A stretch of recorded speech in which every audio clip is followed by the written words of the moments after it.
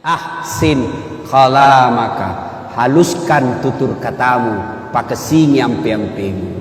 Pak Kepala Dinas, Pak Camat, Pak Sekda, anggota DPR, Wakil Bupati, Bupati, makin tinggi jabatan, makin santun kita ngomong, makin orang senang.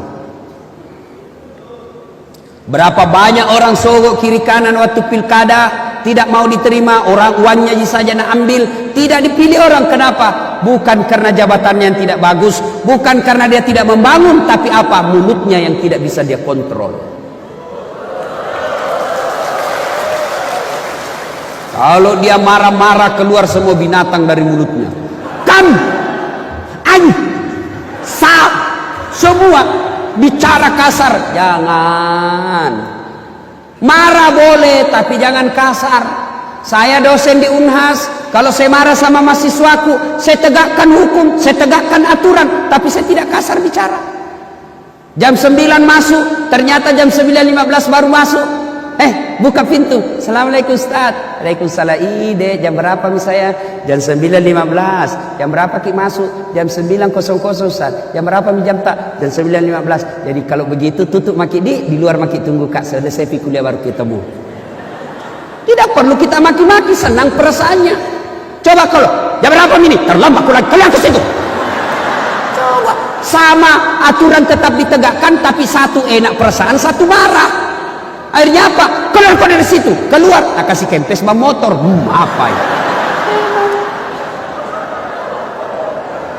Ayo, para pejabat, jadilah panutan. Jangan kasar bicara. Boleh marah, tapi tidak boleh emosi. Boleh tegakkan aturan, tapi jangan memaki. Tidak ada orang senang orang yang kasar ngomong. Dikasih uang dengan kasar tidak diterima. Uang dikasih orang tapi kasar tidak ada suka orang. Contoh. Pak, sini. Ini uang 5 juta ya. Alay. Mau ambil Pak. Dikasih 5 juta tapi alay lah cilaka. Andai.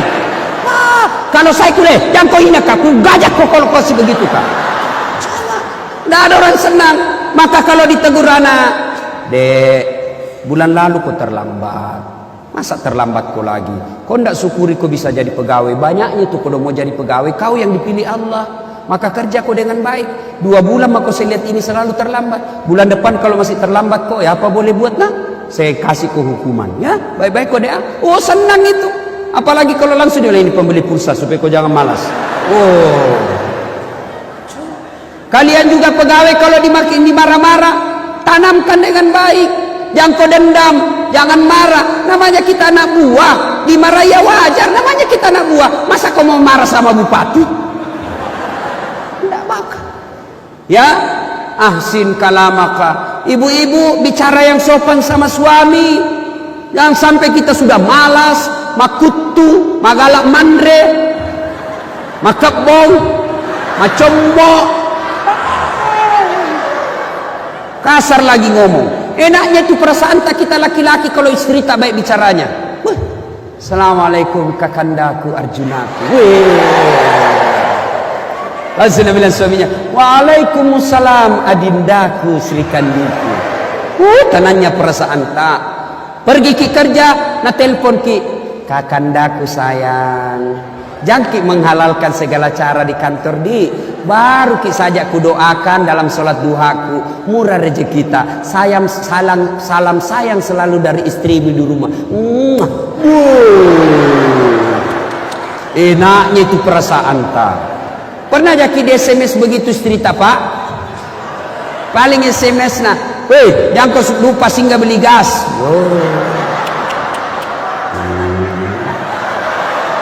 Kau sarak ngomong.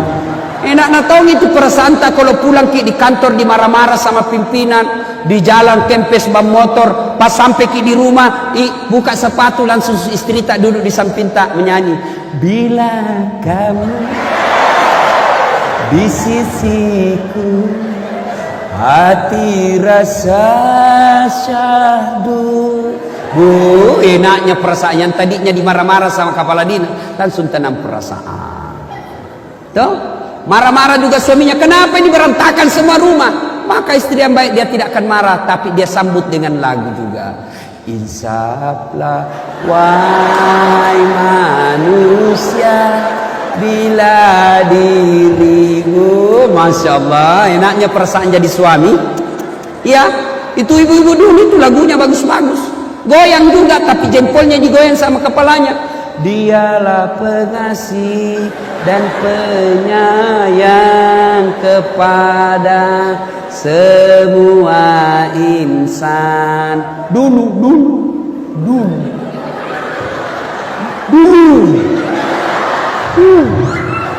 Sekarang ibu-ibu di rumah apa lagunya? Yuk ayo.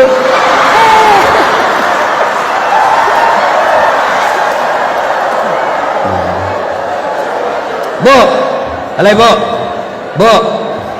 hei, bu, mau ki gampang masuk surga? Mau. Kata Nabi 4 syaratnya. Lebih susah syaratnya jadi caleg. 4 saja. 1, sholat. 2, puasa Ramadan. 3, jaga harga dirimu. Termasuk diantaranya pakai kudung, jaga harga diri, tak namanya itu.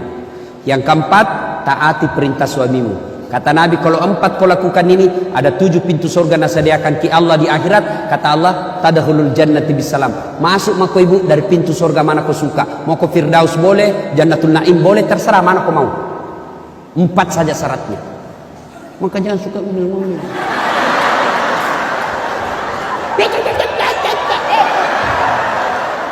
Baik jika lo cantik.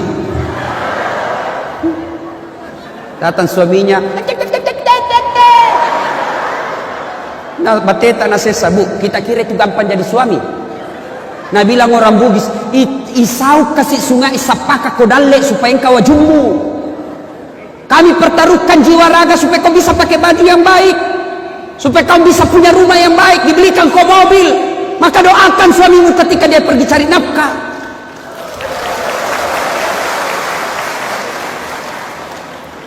Kasih takut-takut saja kerjanya suaminya. Nah jadikan tahanan kotor. Baru 1 jam menelpon, di mana kau pak? Di mana kau? Ada aja di kantor. Balik kau. Tekon lisu kau.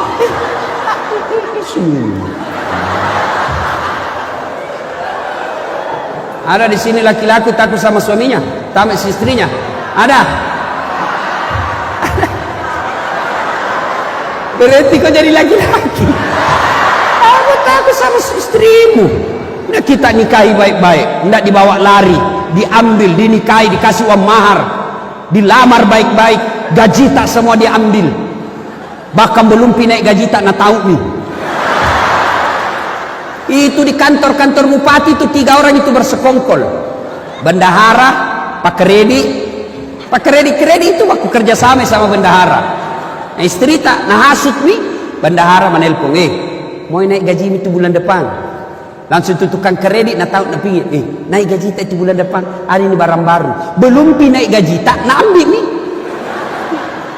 Masa kita kasih takut-takut suami tak?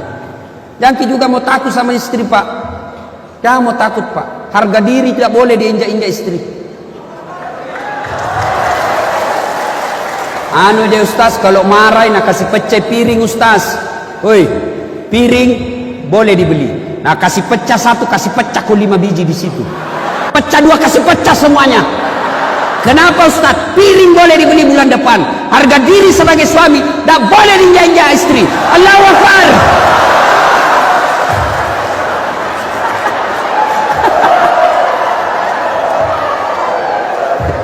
Bu, ibu, weh, enaknya itu perasaan tak Pak Di. Kalau pergi ke kerja, istri tak tinggal sholat duha di belakang, bicara sopan. Bagaimana dek kita jidaeng? Kalau baik ikut mak, kan kita tahu si kepala rumah tangga. Apa yang baik buat kita, saya ikut saja. Masya Allah, tenangnya perasaan. Pulang ki sudah ada hidangan. Ibu-ibu dulu masih ingat ibu dulu bikin kopi saja susahnya, kasihan. Beli dulu kopi di pasar. Sudah jadi kopinya? Belum, nak goreng dulu.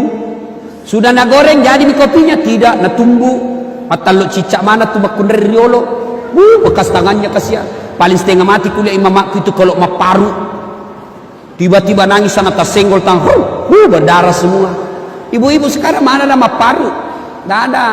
Ayo, Sudah itu na tumbuh, na tapis, sudah na tapis, na jemur, 1 hari prosesnya baru jadi kopinya. Susah ibu-ibu dulu bikin kopi, tapi alhamdulillah suami-suami dulu belum pi turun sawah sudah ada kepulan kopi di mejanya.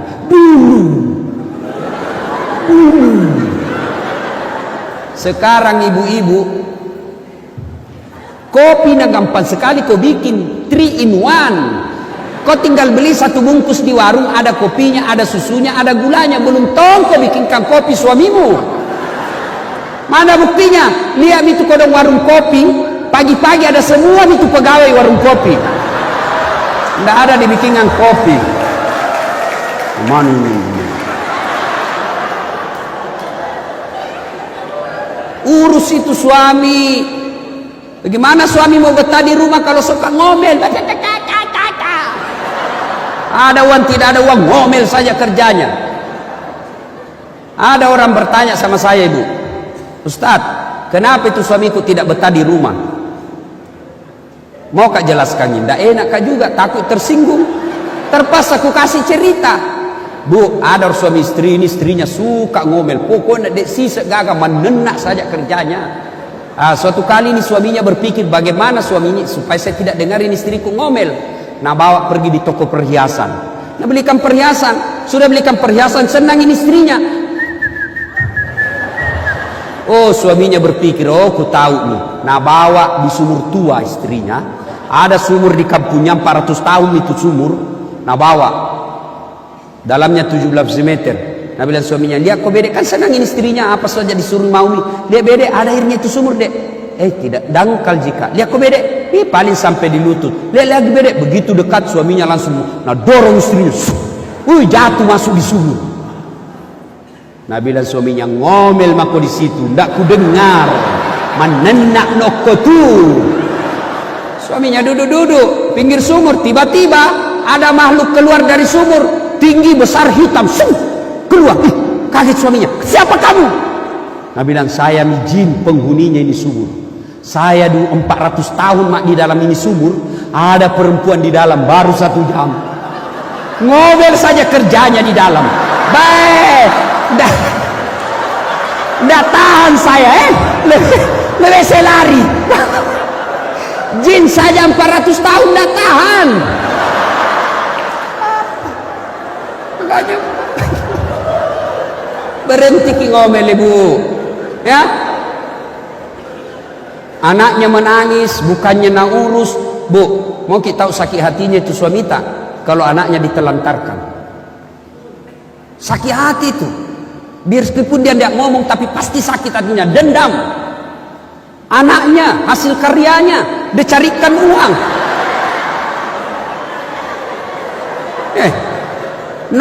Nonton itu istrinya, maka teni remote. Kalau nak pegang itu remote, tidak bisa digoyang-goyang. Mandiri canggoreng. Nah, angkat mi kakinya di meja, nangka kalepakna, mat daster tinggi sebelah, baru menguap. Seperti mami dilihat King Kong. Menangis anaknya, bukannya nak urus. Ada ki suaminya lihat-lihat kasihan karena suaminya sabar. Nangis anaknya, bukannya nak urus. Langsung nak bilang, main game aku nak ini, aku pakai HP. Marah itu laki-laki kalau kau kasih begitu anaknya. Ya Pak. Maka kalau dia sudah marah, maka siap-siap. Selalu kau nak bilang pergi rapat-rapat, ternyata pergi merapat. Si mau kau. Ya, nih ahsin kalamaka, haluskan tutur kata, ya, bicara ki yang baik. Pegawai negeri kalau ada masyarakat datang ngurus surat, ngurus pajak, ngurus keterangan, jangan ki kasar bicara. Pegawai negeri ada batasnya. Begitu bapak pensiun kalau baik ki masih nak hormati ki orang. Tapi ketika kita